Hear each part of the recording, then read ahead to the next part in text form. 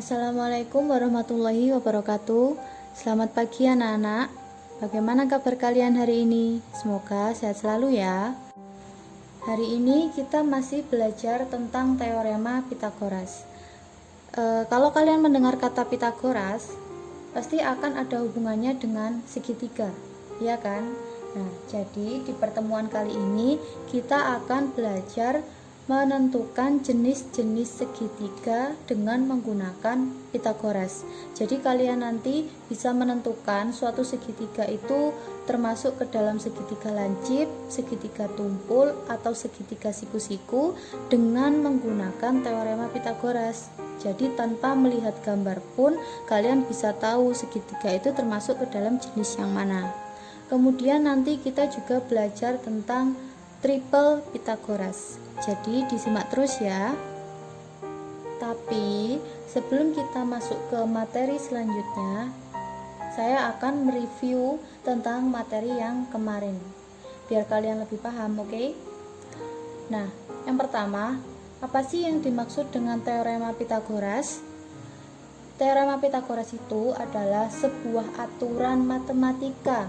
Jadi teorema Pitagoras itu aturan matematika yang bisa dipakai dalam menentukan panjang salah satu sisi dari segitiga siku-siku. Jadi teorema Pitagoras itu aturan yang gunanya itu untuk menentukan panjang salah satu sisi dari segitiga siku-siku. Nah, apa saja sifat dari teorema Pitagoras? Sesuai dengan definisinya, teorema Pitagoras itu hanya berlaku untuk segitiga siku-siku karena gunanya yaitu tadi menentukan panjang salah satu sisi dari segitiga siku-siku.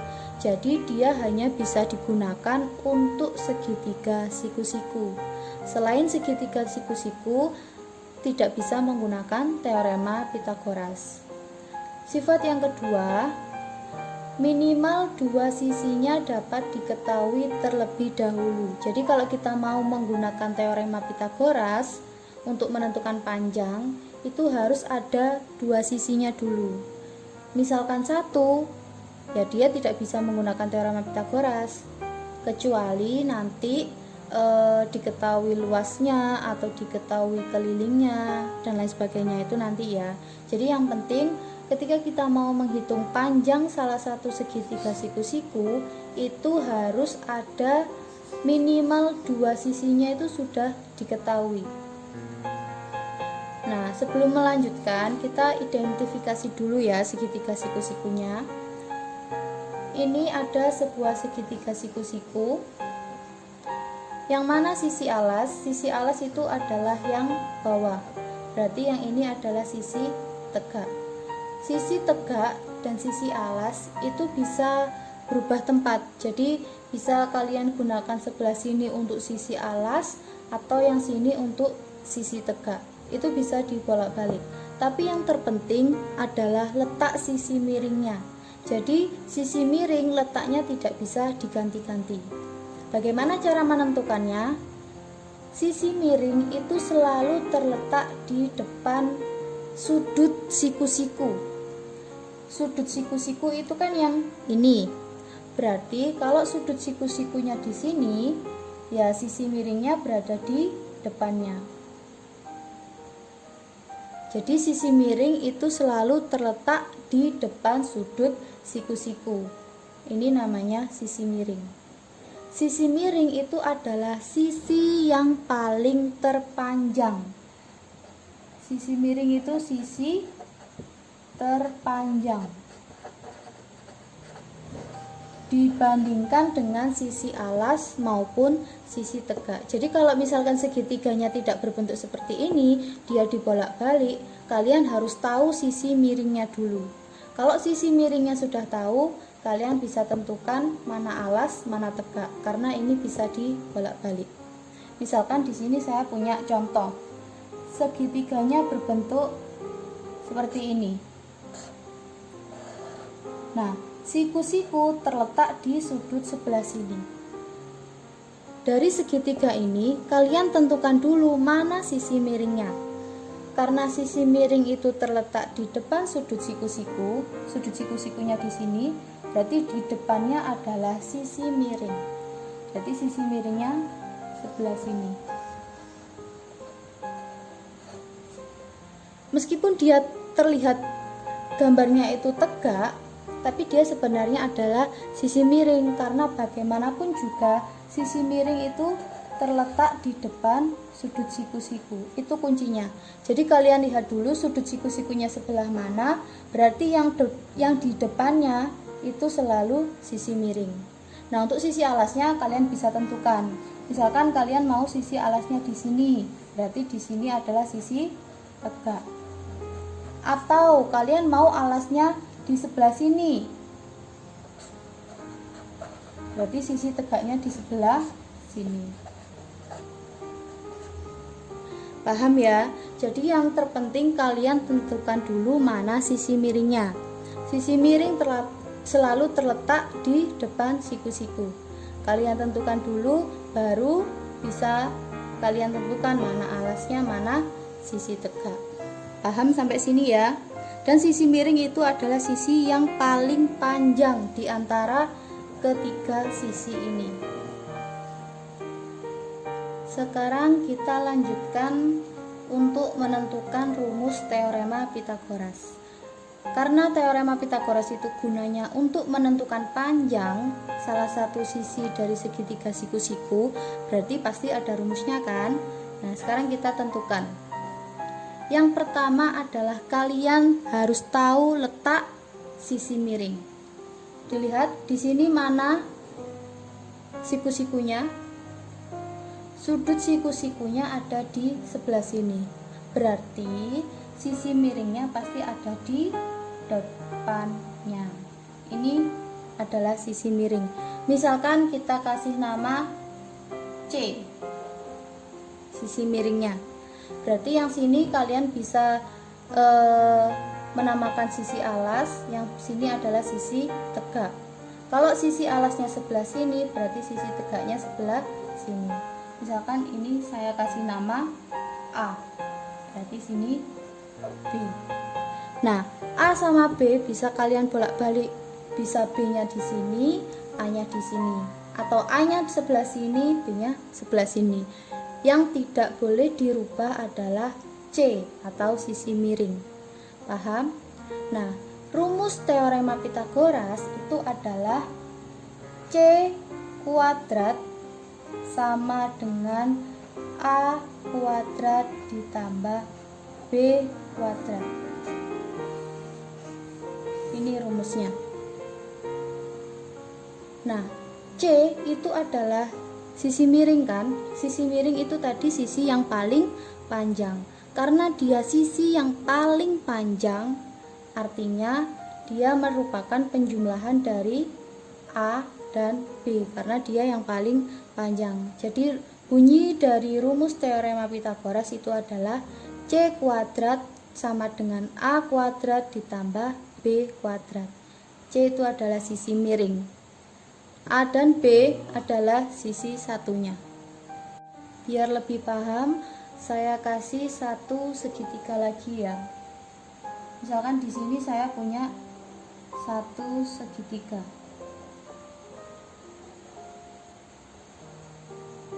Dia siku-sikunya ada di sebelah sini. Kalau dia siku-sikunya ada di sebelah sini, berarti kita menentukan sisi miringnya dulu. Sisi miringnya ada di mana? Kalau segitiga siku-sikunya berada di sini, sisi miring selalu berada di depan siku-siku. Artinya sisi miringnya ada di atas. Sisi miring tadi apa? C. Nah, baru kalian menentukan. Misalkan kalian mau A-nya di sebelah sini, boleh. Kalau A di sini, berarti B-nya di bawah. Kalau A-nya di bawah, berarti B-nya di sebelah kiri. Jadi yang terpenting kalian harus tahu dulu mana sisi miringnya. Baru kalian bisa menentukan mana A, mana B. Nah, sama. Kalau kalian mau menentukan panjang sisi miring, C itu adalah sisi miring. Kalau kalian mau menentukan panjang sisi miring, rumusnya tetap C kuadrat sama dengan A kuadrat ditambah B kuadrat. Rumusnya tetap sama. Bagaimanapun bentuk segitiganya, kalian harus tahu dulu di mana sisi miring. Dan rumusnya tetap seperti ini. Sisi miring itu adalah sisi yang paling panjang. Jadi kalau mencari C sama dengan A dan B-nya ditambah. Jangan lupa di kuadrat. Nah, biar kalian lebih paham, kita coba mencari sisi dari segitiga siku-siku menggunakan teorema Pythagoras. Di sini ada dua contoh. Kita kerjakan dulu contoh 1. Nah, di contoh 1 ada segitiga. Diketahui segitiga siku-siku ABC dengan siku-siku di B yang digambarkan di atas. Tentukan panjang AC. Oke. Jadi di situ ada segitiga. Kita gambar lagi segitiganya.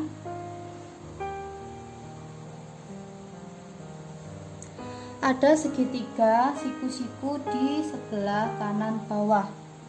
Ini ukurannya 8, yang ini 6. Disuruh menentukan panjang AC. Panjang AC adalah yang sebelah sini.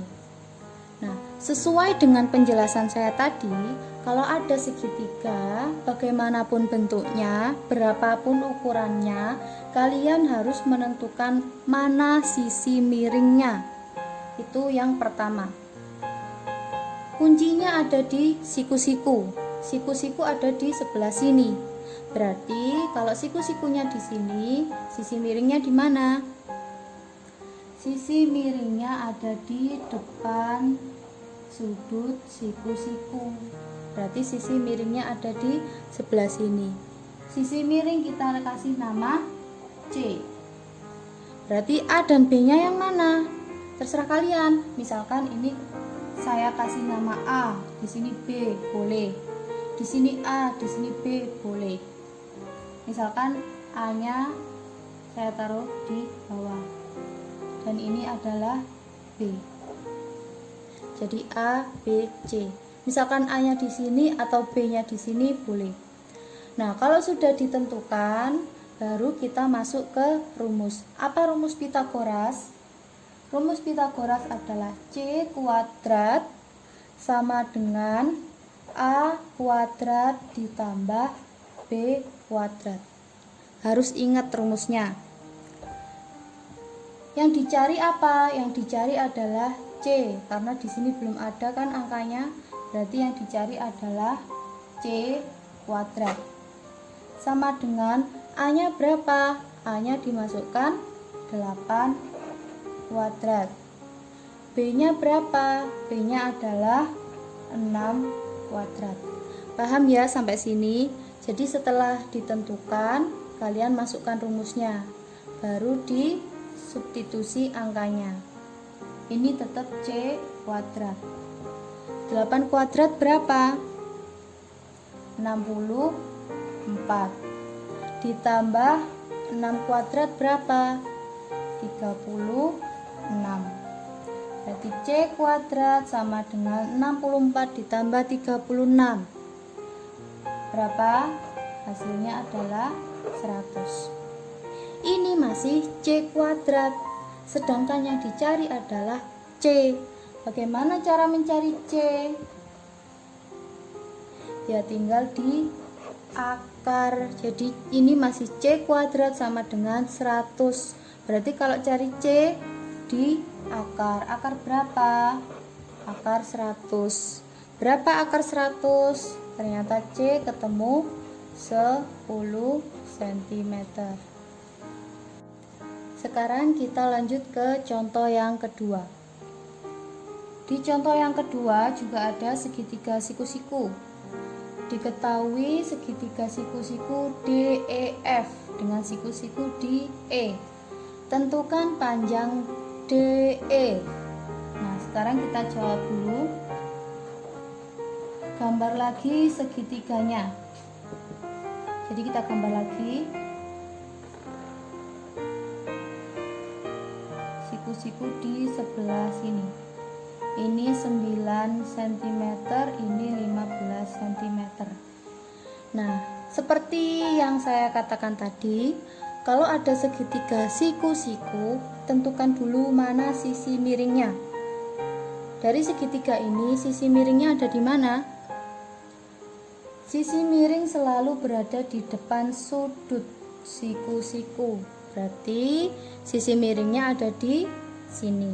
Sisi miring kita kasih nama C. Kalau C-nya sudah ketemu, baru kita kasih A dan B. Misalkan A-nya saya taruh sini, B-nya saya taruh sebelah sini. Apakah A dan B boleh dibolak-balik? Boleh. Apakah C bisa dibolak-balik? Tidak. Oke, paham? Kalau sudah kasih nama A, B, dan C, kita masuk ke rumus. Apa rumus Pythagoras? C kuadrat sama dengan A kuadrat ditambah B kuadrat. Ingat ya, yang bisa menggunakan rumus Pythagoras hanya segitiga siku-siku. Rumusnya C kuadrat sama dengan A kuadrat ditambah B kuadrat. C-nya ada? Ada 15. C-nya 15 kuadrat. A-nya ada? Ternyata A ditanyakan karena A ini adalah sisi DE. A-nya ditanyakan. Kalau ditanyakan tetap tulis A. B-nya ada? B-nya adalah 9. Jangan lupa kuadrat. Jadi apa yang diketahui itu kalian tulis. Kalau dia ditanyakan, ya tulis saja A kuadrat. Oke. 15 kuadrat 225. A-nya tetap 9 kuadrat 81. Karena yang kita cari adalah A kuadrat, berarti A-nya tetap di sebelah kanan.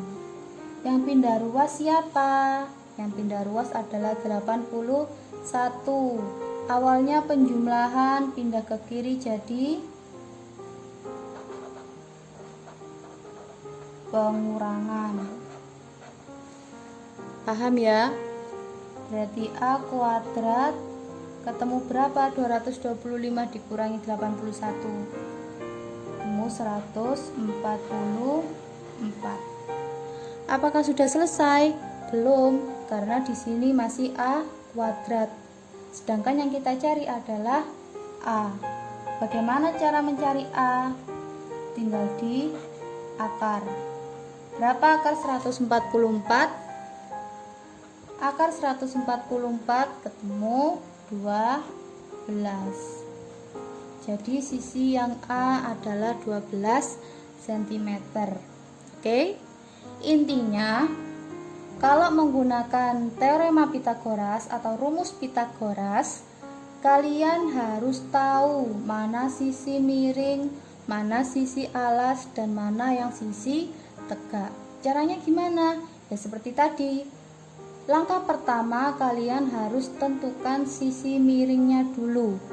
Kalau sudah ketemu sisi miring, baru kalian kasih nama.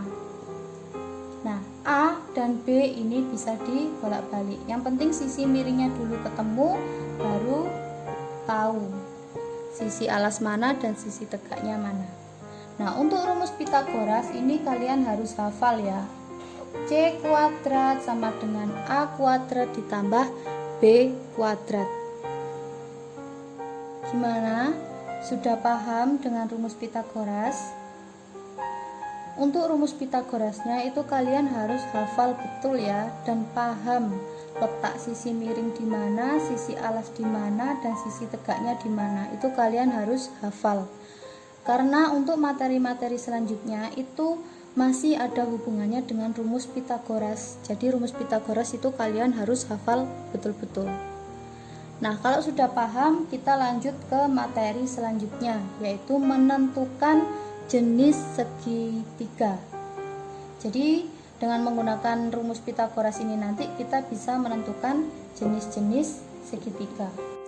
Nah, bagaimana caranya kita bisa menentukan jenis-jenis segitiga tanpa melihat atau tanpa mengetahui gambarnya? Hanya dengan rumus Pitagoras. Caranya adalah kalian bandingkan kuadrat sisi terpanjang. Sisi terpanjangnya segitiga siku-siku itu apa? Sisi miring. Jadi kalian bandingkan kuadrat dari sisi terpanjang dengan hasil jumlah dari kuadrat sisi-sisi penyikunya. Jadi nanti kalian itu bandingkan antara sisi miring dengan jumlah sisi-sisi satunya. Kan segitiga ada 3 sisi. Nah, yang kalian bandingkan adalah sisi miring dan 2 sisi lainnya. Maksudnya gimana? Kita membandingkannya tetap menggunakan rumus Pitagoras. Nah, apabila C kuadrat lebih dari A kuadrat ditambah B kuadrat, itu nanti segitiganya membentuk segitiga tumpul. Jadi artinya kalau sisi miringnya itu dikuadratkan dan hasilnya itu lebih dari 2 sisi dijumlah dikuadratkan, itu nanti akan membentuk segitiga tumpul. Jadi sisi miringnya itu lebih panjang daripada 2 sisi lainnya. Itu segitiga tumpul. Nah, yang kedua, apabila C kuadrat ternyata sama dengan A kuadrat ditambah B kuadrat, ingat ini rumus apa? Nah, berarti membentuk segitiga siku-siku. Jadi ketika C-nya itu dikuadratkan, hasilnya sama dengan sisi A dikuadratkan ditambah sisi B dikuadratkan, hasilnya sama, berarti membentuk segitiga siku-siku. Ya, iya membentuk segitiga siku-siku karena ini rumus Pitagoras. Nah, rumus Pitagoras itu hanya untuk segitiga siku-siku. Paham? Sedangkan jika C kuadrat ternyata hasilnya itu kurang dari A kuadrat ditambah B kuadrat, kalau sisi miringnya dikuadratkan ternyata itu lebih pendek, berarti nanti membentuk segitiga lancip. Paham ya? Jadi kita membandingkan antara kuadrat sisi terpanjang. Sisi terpanjangnya kan sisi miring. Nah, sisi miring tadi kita simbolkan dengan C. Kita membandingkan antara C dengan hasil jumlah. Berarti sisi dua yang lainnya itu ditambah. Kalau sisi miringnya itu dikuadratkan ternyata lebih besar, berarti segitiga tumpul. Kalau sisi miringnya itu dikuadratkan ternyata hasilnya sama, berarti segitiga siku-siku. Kalau sisi miringnya itu dikuadratkan dan ternyata hasilnya itu kurang atau lebih kecil, berarti segitiga lancip. Jadi dengan menggunakan rumus Pitagoras ini, kita bisa menentukan jenis-jenis segitiga tanpa kita tahu gambar segitiganya. Nah, dengan menggunakan ini kita bisa tahu mana segitiga tumpul, mana segitiga siku-siku, dan mana segitiga lancip. Paham ya sampai sini? Oke, sekarang kita lanjut ke contoh. Contoh 1. Tentukan jenis segitiga berikut apabila diketahui panjang sisi AB 8, sisi BC 15 dan sisi AC 20 cm. Jadi hanya ada panjang sisi-sisinya. Kalian diminta untuk menentukan ini termasuk segitiga tumpul, segitiga siku-siku, atau segitiga lancip.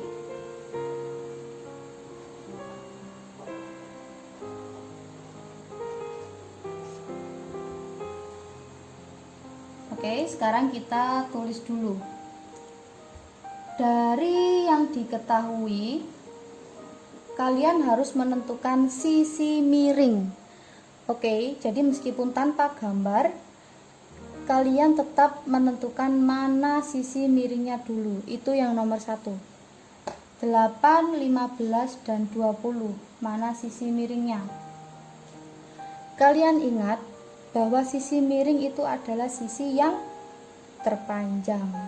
Jadi antara ketiga ini sisi miringnya adalah 20. A dan B nya mana? A adalah 8, B nya adalah 15. Boleh A nya adalah 15, B nya adalah 8. Yang penting kalian menentukan mana sisi miringnya dulu. Oke? Nah, kita anggap saja yang A adalah 8 dan yang B adalah 15. C atau sisi miring adalah 20.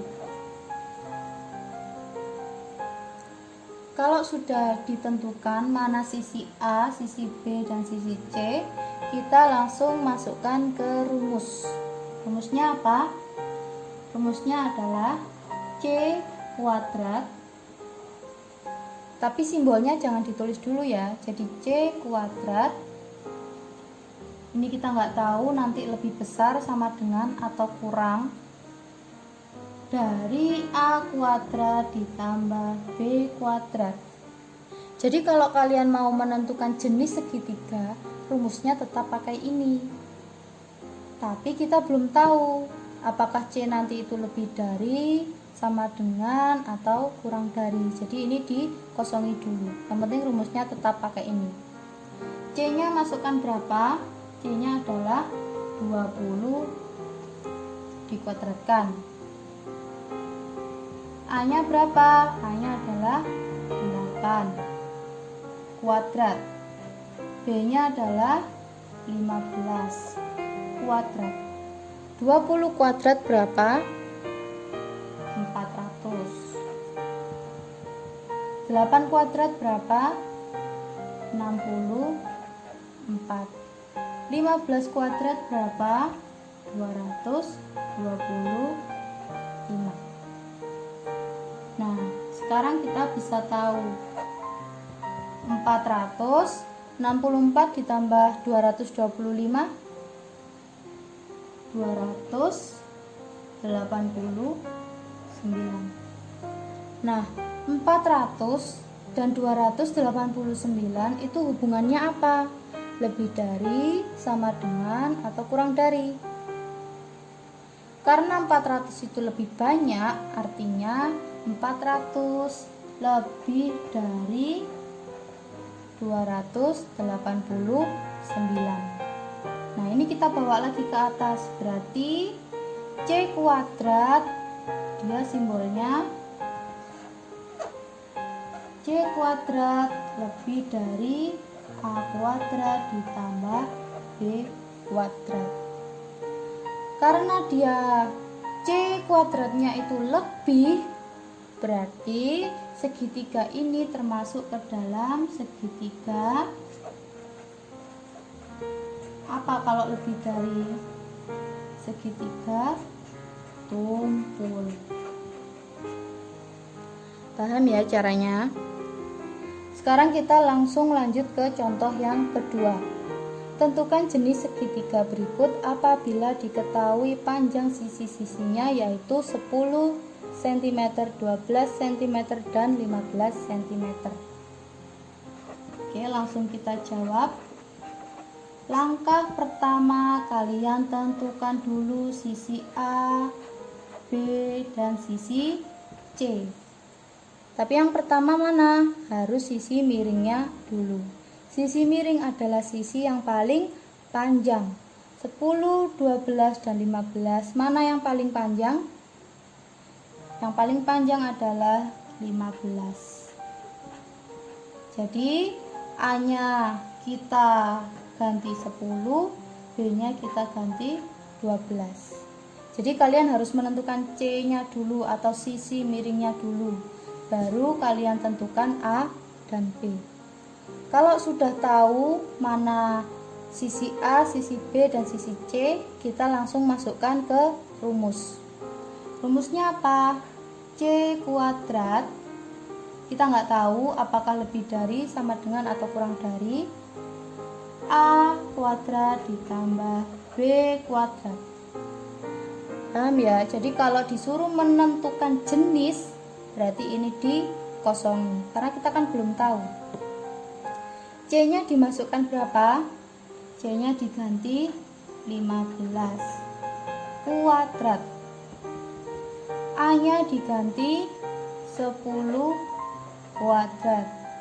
B-nya diganti 12 kuadrat. 15 kuadrat berapa? 225. 10 kuadrat berapa? 100. 12 kuadrat berapa? 144. 225, 100 ditambah 144 hasilnya adalah 244. Apakah hubungan 225 dengan 244 lebih dari, sama dengan, atau kurang dari? Nah, ternyata 225 itu kurang dari atau lebih kecil dari 244. Nah, kalau simbolnya seperti ini, artinya dia segitiga apa? Kita tarik lagi ke rumus ya. C kuadrat ternyata kurang dari A kuadrat ditambah B kuadrat. Kalau kurang dari artinya dia segitiga lancip. Paham? Sampai sini ya. Jadi langkah pertama kalian tentukan sisi A, B, dan C. Tapi harus tahu C-nya dulu yang mana. Kalau sudah tahu, kalian masukkan ke rumusnya. Ini dikosongi karena kita belum tahu. Baru kalau setelah dibandingkan hasilnya sudah ada, kalian baru bisa menentukan termasuk segitiga tumpul, segitiga lancip, atau segitiga siku-siku. Oke, sekarang kita lanjut ke materi berikutnya, yaitu triple Pythagoras. Apa yang dimaksud dengan triple Pythagoras? Triple Pythagoras itu adalah 3 bilangan. Jadi yang namanya triple itu kan 3. Berarti 3 bilangan atau 3 angka yang menyatakan panjang sisi-sisi suatu segitiga siku-siku. Jadi ini masih ada hubungannya dengan segitiga siku-siku karena kita masih pakai Pythagoras. Jadi triple Pythagoras itu 3 angka atau 3 bilangan yang mewakili sisi-sisi suatu segitiga siku-siku. Kenapa ada 3? Ya karena segitiga itu ada 3 sisi. Jadi nanti ada 3 angka atau 3 bilangan. Yang mana 3 angka ini mewakili atau menyatakan masing-masing panjang sisinya segitiga siku-siku. Jadi maksudnya triple Pythagoras itu seperti ini. Segitiga kan punya 3 sisi. Nah, segitiga kan punya 3 sisi. Yang namanya triple itu nanti ada 3 angka. Misalkan kita A, B, dan C. Jadi yang namanya triple Pythagoras itu nanti ada 3 bilangan. Kita belum tahu bilangannya berapa. Jadi ada 3 bilangan. ada 3 bilangan, kita misalkan A, B, dan C. A, B, dan C ini mewakili sisi-sisi segitiga siku-siku. Yang mana kalau C-nya ini nanti kita masukkan ke dalam rumus Pythagoras, apa? C kuadrat sama dengan A kuadrat ditambah B kuadrat. Jadi kalau 3 bilangan ini kita masukkan ke dalam rumus Pythagoras, itu nanti hasilnya akan sama dengan. Kenapa kok 3 angka ini tadi kalau dimasukkan ke dalam rumus ini harus hasilnya sama dengan? Karena sesuai dengan syarat di jenis-jenis segitiga tadi, kalau C kuadrat itu ternyata sama dengan A kuadrat dan B kuadrat, artinya segitiga ini membentuk apa? Segitiga siku-siku. Jadi artinya triple Pythagoras itu adalah 3 angka. 3 angka yang ketika dimasukkan ke rumus ini hasilnya harus sama dengan. Karena dia kalau hasilnya sama dengan pasti membentuk segitiga siku-siku. Jadi kalau ada 3 bilangan kemudian dimasukkan ke sini dan hasilnya sama dengan, berarti dia 3 bilangan itu tadi termasuk ke dalam triple Pythagoras. Contohnya apa 3 bilangan? Misalkan yang paling sering digunakan itu adalah angka 3, 4, dan 5. Jadi 3, 4, dan 5 itu kan 3 angka. 3, 4, 5 ada 3 angka. Nah 3 angka ini disebut triple Pythagoras. Kenapa ini disebut triple Pythagoras? Karena ketika dia dimasukkan ke rumus yang tadi jenis-jenis segitiga siku-siku, itu hasilnya sama dengan. Kita buktikan. Caranya sama ya. Harus ditentukan mana C-nya dulu. C-nya adalah 5. Berarti A-nya 3 dan B-nya 4. Kita masukkan ke rumus yang tadi. C kuadrat A kuadrat ditambah B kuadrat.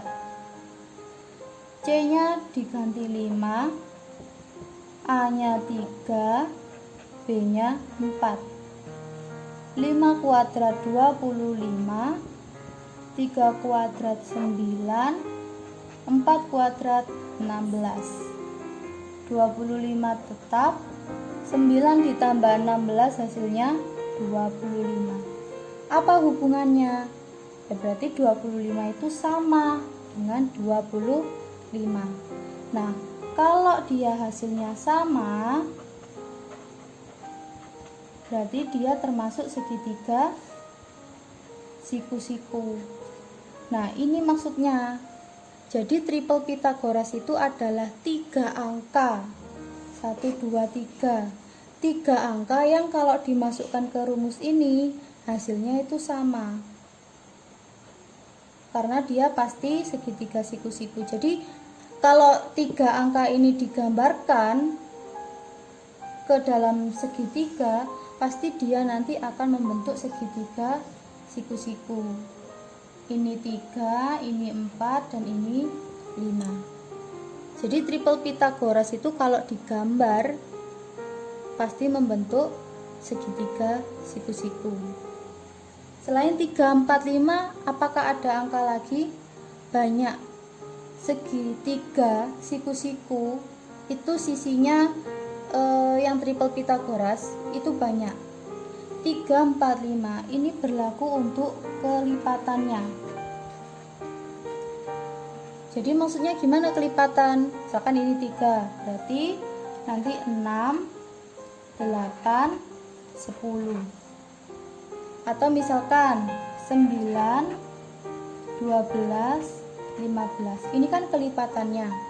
Nah, angka-angka ini kalau dimasukkan ke rumus hasilnya pasti sama dengan, karena dia pasti segitiga siku-siku. Artinya kalau digambar berarti dia membentuk segitiga siku-siku. Paham? Nah, triple Pitagoras selain 3, 4, 5 apalagi?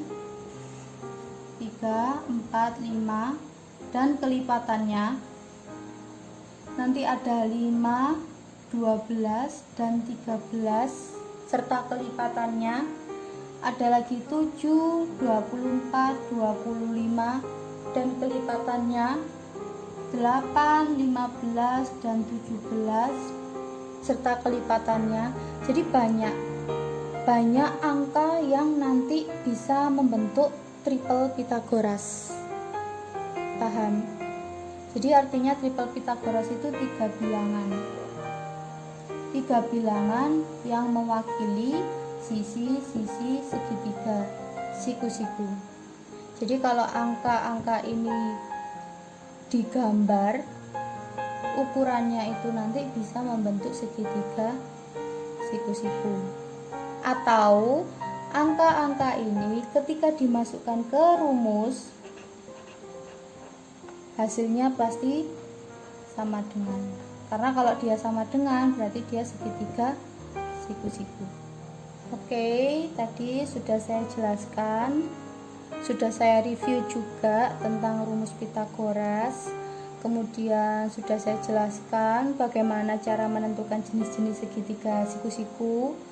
Kemudian sudah saya jelaskan juga apa artinya triple Pitagoras. Jadi sebelum kita akhiri, kita tarik kesimpulan dulu. Rumus Pitagoras yang pertama. Apa rumus Pitagoras? Rumus Pitagoras adalah C kuadrat sama dengan A kuadrat ditambah B kuadrat. Sisi miringnya yang mana? Kita misalkan C adalah sisi miring. Sisi miring letaknya di mana? Sisi miring terletak di depan sudut siku-siku. Itu pasti sisi miring. Kita misalkan dengan C. Berarti kita bisa letakkan di sini A, di sini B. Atau di sini A, di sininya B. Jadi A dan B bisa dibolak-balik.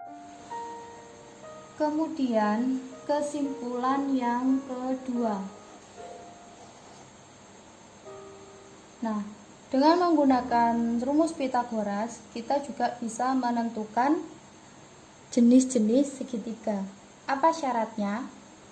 Kalau dia ternyata C kuadrat, ini sisi miringnya itu lebih besar daripada kedua sisinya, berarti dia termasuk segitiga tumpul.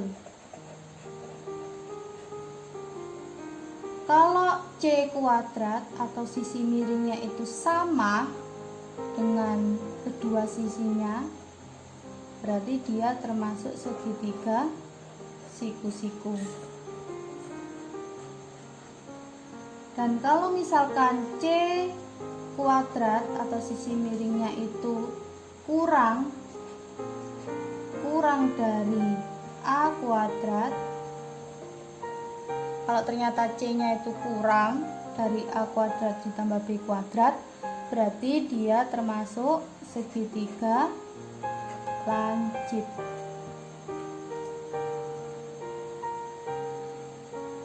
Caranya gimana? Ya kalian harus menentukan dulu mana sisi A, mana sisi B, dan mana sisi C.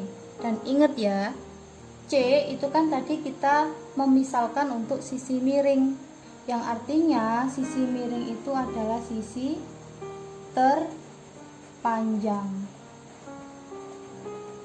Jadi kalau ada 3 angka yang terbesar itu menjadi C. Kemudian kesimpulan yang terakhir atau triple Pitagoras. Triple Pitagoras tadi apa? 3 angka kan? 3 angka. Jadi triple Pitagoras triple Pitagoras itu adalah 3 angka. Ketika dimasukkan ke dalam rumus ini, misalkan angkanya A, B, dan C. Ketika A, B, dan C itu dimasukkan ke rumus ini, hasilnya pasti sama dengan. Kenapa? Karena triple Pitagoras itu adalah 3 angka yang mewakili segitiga siku-siku. Paham ya? Jadi triple Pitagoras itu adalah 3 angka yang pasti angka-angka itu tadi kalau digambar menjadi segitiga siku-siku. Oke, angkanya ada apa aja tadi? Bisa 3, 4, 5. Ini segandeng ya. Kemudian ada 5, 12, 13. Ada 7, 24, 25. Ada 8, 15, dan 17. Jadi angka-angka ini kalau dimasukkan ke rumus hasilnya pasti sama dengan. Dan kalau digambar hasilnya pasti segitiga siku-siku. Misalkan dari angka ini ya, 3, 4, 5. Sisi miringnya yang mana? Sisi miringnya pasti yang 5, karena sisi miring itu sisi terpanjang, berarti dia sebagai C. Ini kita misalkan bisa A, ini kita misalkan B. Paham ya untuk menentukan mana A, mana B, dan mana C? Kalau yang ini 5, 12, 13, sisi miringnya yang mana? Sisi miringnya adalah 13, karena dia yang paling panjang, berarti dia sebagai C. Berarti ini A, ini B. 7, 24, 25, berarti ini adalah C. Dan ini adalah B, ini A, ini B. Misalkan dibalik angkanya. Misalkan yang diketahui 3 sisi. 17 dulu. 17, 8, 15. Sisi miringnya yang mana? Apakah 15 yang terletak di belakang sama seperti yang lain? Enggak. Sisi miringnya tetap sisi yang paling panjang, makanya dilihat dulu. Mana sisi miringnya? Sisi yang terpanjangnya mana? Dia adalah 17. Jadi sisi miringnya itu tidak selalu yang berada di belakang, tapi kalian lihat dulu mana yang paling panjang. Jadi ini adalah C sisi miringnya, baru ini bisa dibolak-balik, ini A, ini B, atau ini B dan ini A. Yang penting kalian cari dulu C nya. Sampai sini paham ya? Dan rumus Pitagoras harus kalian hafalkan, sampai kapanpun, karena rumus Pitagoras akan muncul lagi di materi-materi berikutnya. Oke.